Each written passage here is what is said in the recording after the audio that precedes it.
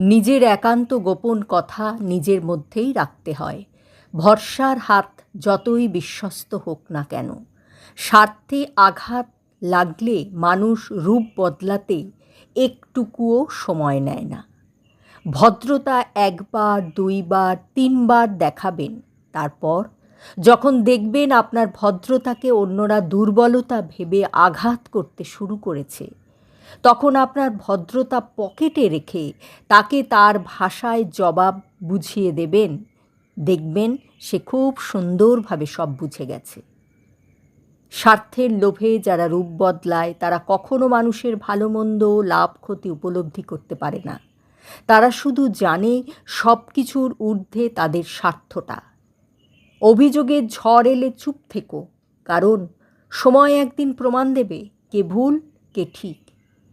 এই সমাজে বুদ্ধিমান নয়, সরল মানুষরাই বেশি কাঁদে, কারণ তারা প্রতারিত হলেও প্রতারক হতে পারে না।